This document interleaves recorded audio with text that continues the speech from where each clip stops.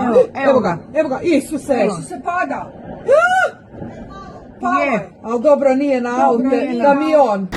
A powerful and rare winter storm has caused widespread devastation across Croatia, with the capital city of Zagreb and coastal regions hit by hurricane-force winds, heavy snowfall, and plummeting temperatures. Authorities issued the highest red alert for several regions as the cyclone swept through the country on Thursday and Friday, March 26 to 27th, 2026, marking one of the most intense weather episodes in the region in recent years. The storm, which brought winds exceeding 120 kilometers per hour, 74 miles per hour, to the Zagreb area, caused significant structural damage, destroyed power lines, and disrupted critical infrastructure. The capital city of Zagreb was among the hardest hit areas. According to the Croatian Meteorological and Hydrological Service, wind gusts overnight on March 26th to 27th surpassed 100 kilometers per hour, reaching up to 120 kilometers per hour in the Črnomerac area by Friday morning. Zagreb Mayor Tomislav Tomašević reported that emergency services received approximately 1,000 calls since Thursday afternoon, a volume equivalent to the rest of the country combined. More than 360 firefighting interventions were recorded within the first 24 hours, with hundreds more cases pending as crews work to remove fallen trees, secure damaged roofs, and clear debris.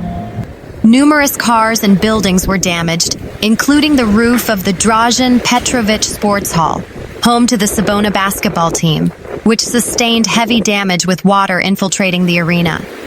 Strong winds caused massive disruption to public transportation, with tram lines damaged and debris making driving hazardous across the city.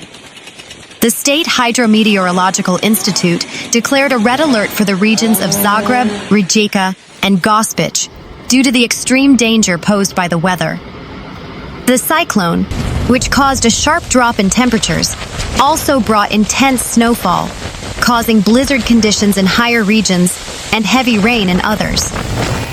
In northern Croatia, a train derailed after a tree fell onto the tracks on Thursday. 2 people sustained slight injuries, according to Interior Minister Davor Bozinović. While Zagreb faced high winds and some snow, the Adriatic coast experienced strong Bura winds, a cold, dense katabatic wind descending from the mountains. Thousands of households were left without electricity in the affected areas, particularly in rural and higher altitude regions. In response to the severity of the situation, city officials and national authorities took drastic measures to protect the public. Primary and secondary schools in Zagreb and the surrounding area were closed on Friday, March 27th, to ensure student safety. The city's administration issued a clear message to residents. Don't go out if you don't need to. Mayor Tomašević stated that the damage in certain parts of the city, particularly in the west and near the Sljemi Mountains, exceeded that of the severe storm that struck in July 2023. Meteorologist Petra Mikuš-Jurković noted that such a sustained, strong, and stormy wind is not common for the Zagreb area. The intensity of the wind gusts was compared to the deadly storm of 2023, indicating a high-impact weather event, potentially linked to broader climate change patterns affecting the region. The hurricane-force winds left behind serious damage. Almost 40 primary and secondary schools were damaged. The transport infrastructure suffered major blows, and sports halls such as the Dom Sportova and Cibona's basketball temple were also damaged. The city responded by mobilizing all available forces, from municipal services to professional and volunteer firefighters. According to authorities, Zagreb faces a crucial moment, D-Day for recovery, with the goal of life returning to normal by Monday. Tram traffic in parts of the city is still disrupted, and the extent of the damage is still being assessed. Zet spokesman Domagoj Ziba emphasized on HTV's Studio 4 show that the situation is serious, but also dynamic. The damage is definitely significant. However, at this point, we cannot yet specify specific figures because repairs are still underway, he said. The most critical points are in Maksimirska Street and Grmoščica Street, where tram lines were damaged and trams were prevented from leaving the depot in Dubrava. The deadline for traffic to resume regularly is Monday morning, but we hope that it will be earlier, he added. Alternative transport has been organized for citizens. Buses run between Sveti and Dubrava. Trams operate between Dubrava and Dubak. We have ensured maximum capacity so that citizens have a connection with the rest of the city, Ziba emphasized. Zagreb firefighters faced an unprecedented number of interventions. In just one day, more than 1,000 calls from citizens were recorded. All fire departments responded. We are working according to priorities, but the conditions are extremely difficult. Trees are falling. The wind is blowing even at us, he said. One of the biggest problems was the fallen trees that blocked roads throughout the city, including the center itself. We had situations where trees completely blocked traffic. We had to remove them before we could even get to other interventions, Ruga emphasized. In addition to trees, firefighters also intervened due to roof fires, wind-damaged buildings, and obstacles on roads. Because of all this, movement through the city was difficult even for emergency services. The storm caused complete traffic chaos. At one point, Zagreb was almost cut off. We had a paradoxical situation where it was impossible to enter or exit the city center until the evening hours, said Ziba. Disruptions were recorded on key roads such as Vukovarska, Vlaška, Ilisa, the Western Station area, and Chernomorek. At one point, as many as 10 bus lines were disrupted. The role of volunteer firefighters, who form the backbone of the system in such crises, is particularly noteworthy. These are people who dedicate their free time to helping citizens. No city is rich enough to employ them all, Ruga emphasized. The Zagreb Fire Department, according to Ruga, is well equipped. We can boast that we have one of the best equipment in Croatia, he said. The city has additionally invested in equipment, including chainsaws and pumps, which has proven to be crucial in this situation.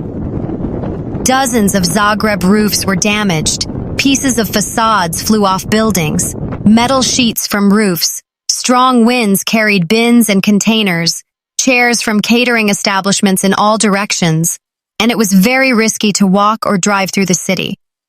The roads have been unusually empty since morning. Citizens have obviously taken the warning seriously and stayed home. Numerous employers have informed their employees not to come or to work from home. Meanwhile, in Grmoščica, above Vrapče, a tree fell on a family house at around 4 a.m., where a woman and a small child were staying. At 2 a.m., they were first left without electricity, and 2 hours later, the tree also fell on the house. The canopy above the emergency room in Rebro also collapsed under the force of the wind during the night. It just started to fall apart when parents with a child in a stroller were standing under it, and less than a minute later, when they moved away, everything collapsed. A reader who watched everything from his car and filmed it told us. Trees were constantly falling under the force of the wind, and there were interruptions to tram and bus lines. All services were on the ground, working all night. At the Maksimir Stadium, a protective net under the northern stand was damaged, and a plastic house for reserve players was also broken. Dinamo posted a video of the stadium in the middle of the storm on its official channels with the message, "You're breaking it, and it won't budge." The Dražen Petrović basketball center, the famous Cibona, also suffered severe damage. I have no information whether Vjesnik now poses an even greater danger. Cibona is being toured right now. We said that we would go into the reconstruction of that building, and now it will also need rehabilitation, Tomašević said. The roof and the Cibone hall were damaged, which will be closed until the damage is repaired. The wind threw the dome out of its center of gravity, which broke in half, and now the roof is leaking. Material damage was also recorded at some markets. The night was challenging. Colleagues who have been working for 20 years called me and said that someone was going to die. We put on an extra shift, and now another one. There are about 200 of us in the field. The most common interventions were falls from roofs, tiles, windows, sheet metal, trees.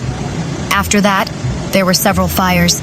said Tomislav Rezman, deputy commander of the public fire department of the city of Zagreb. The storm did not leave the dead in peace either.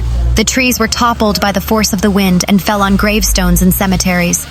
The wind uprooted dozens of large trees in the magnificent Herman Bolle Alley in Mirogoj, some of which flew to the roadway.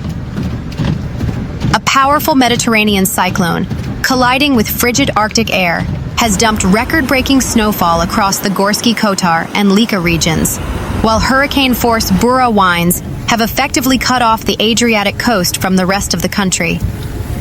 The storm began late Thursday night, as rain quickly turned into heavy, wet snow. By Friday morning, the capital city of Zagreb was covered in over 40 centimeters of snow, causing immediate chaos for morning commuters. However, the situation was far more dire in the mountainous hinterlands. In the Lika region, towns like Gospić and Otočac reported snow depths exceeding 1.2 meters. The rapid accumulation, combined with freezing temperatures, turned highways into impassable icy traps. The Croatian Automobile Club issued an unprecedented red alarm, closing all major road arteries connecting the interior to the coast. The A1, Dalmatian, and A6 motorways were shut down for all categories of vehicles as visibility dropped to near zero. Hundreds of passengers found themselves stranded in their vehicles or at gas stations. In response, civil protection authorities opened emergency reception centers in Grmoščica and Vrapče, providing blankets, hot food, and medical assistance to those trapped by the drifts. In the Dalmatian region, the snow was accompanied by the Bura, a cold northeasterly wind. Near the Maslenica Bridge, gusts were clocked at a staggering 180 kilometers per hour, making it impossible for even snowplows to operate safely. The blizzard has disrupted the country's rhythm. In Zagreb, the iconic blue trams were halted for hours as fallen trees and frozen power lines blocked the tracks.